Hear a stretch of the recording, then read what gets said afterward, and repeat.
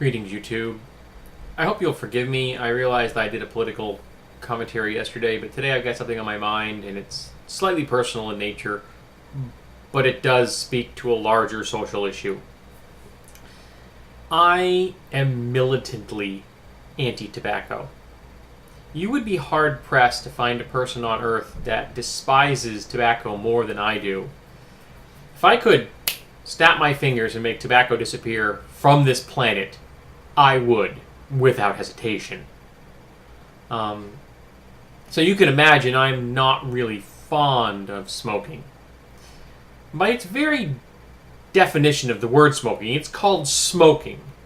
By that word that they use to define the activity, it produces fumes. And besides the danger of the addiction of smoking itself, 450,000 Americans die per year because of smoking-related illnesses. 45,000 Americans die each year who are non-smokers from secondhand smoke. We lose billions of dollars in healthcare costs and lost work time because of smoking. I would ban smoking around pets, around children, and I don't want anyone smoking around me. Right here is where anyone else's desire to smoke ends. I can think of very few addictions that are as incredibly invasive as smoking.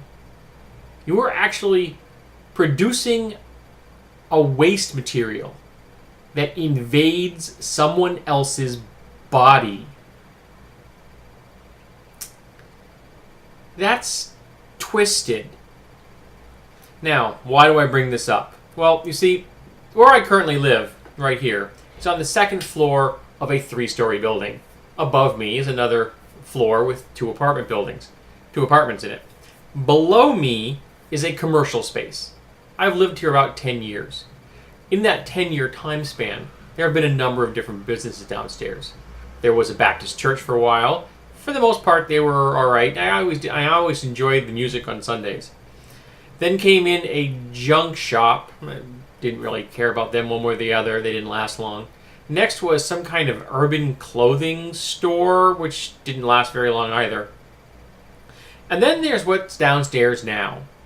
It's a business without a sign. They have no advertising. They told my landlord that they're a computer repair company, which may well be what they do. But they're more than just that. They're a political club and a private club. When I say private club, I mean very private. To get into the club downstairs, you open a door, walk into a vestibule about the size of an old-style phone booth. There's a camera pointed at you and a card swipe. That's how private this club is. And they seem to still do a pretty good business because for the number of cases of alcohol I see outside the door on a regular basis in the recycling, it's pretty impressive. But because they're a private club, they can do something you can't do in public bars and clubs in the state of New Hampshire. You can smoke. And they take advantage of that particular right often. They smoke a lot. Tobacco, clove cigarettes, and I believe water pipes, because the different flavors of aroma and fumes that have invaded my home are varied and disgusting. I can't even go in my basement anymore because they've been exhausting the fumes from their basement, where I think they run a libertarian-based radio program out of, into the rest of the basement. So I don't go in there unless I have like a blown fuse. And yeah, my apartment building actually has fuses. I can't wait to move out of this place. But the fumes are so heavy on occasion. I mean, I can smell them right now in the room I'm in. But Friday night, they were so heavy, they invaded my bedroom to the extent that I couldn't sleep in my bed. I had to go and sleep on my sofa because I could not tolerate the stench. To my mind, that shouldn't be legal. I've lived here longer than they have. I think I have every right in the world to be able to breathe air at least as clean as the air outside. Except I can't.